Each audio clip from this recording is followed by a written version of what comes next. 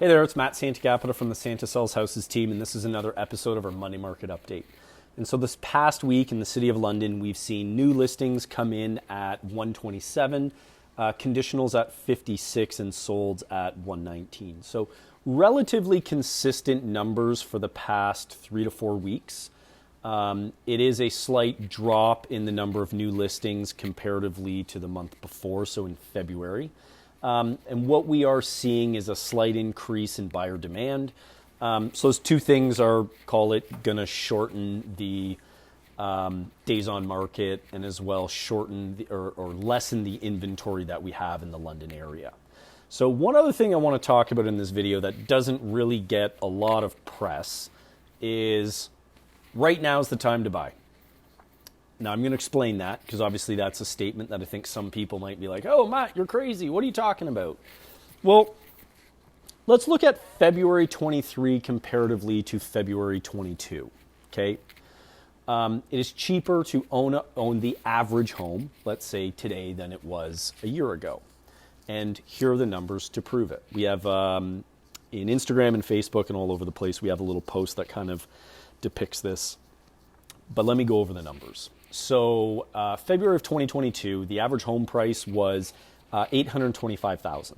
Now, we're going to say a conventional mortgage, so there's no mortgage insurance involved just for the simplicity of payments and all of that. So you have to put 20% down, which means then your mortgage amount is for $660,000, and a 5-year fixed rate mortgage with a 25-year AM or amortization period a year ago was $3,103. Comparatively speaking, today, the average home price is coming in, or at least the average home price at the end of February came in at $621,910, means it's dropped about 24%. That 20% down payment on there would then mean a mortgage amount of $497,525. Now, your payment on that at 4.59%, 5-year fixed rate, 25-year amortization period is $2,776.38.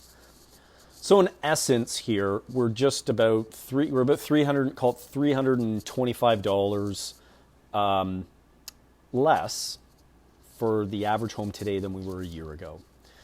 Why I'm bringing this up and why I think this is the most important topic is we really have seen home prices stabilize in this region over the past 6 months. They're not really going down too much, they're not really going up too much. It really just depends now what is selling. And the reality, when we look to the US and the European financial sector and what's going on with the banks, as I'm sure everybody's heard, I would say that suggests that rates are probably going to come down a little bit. I don't think they're going to come down a lot, but I think they've accomplished what they wanted to accomplish with all the central banks tightening lending and increasing rates. They got their demand destruction, as they like to call it, and they are going to probably have to ease. And I think that's why we've actually seen in the US, they did a smaller rate increase. I think we're towards the end. We'll probably stay put and maybe start to see rates, the overnight lending rate from the Bank of Canada drop. But what this is also going to do is add pressure to reducing the 5-year fixed rate. I don't think it's going to drop a ton. And really, by the time it actually does drop enough for it to seem like it's significant, I do believe home prices are actually going to would have already ticked up.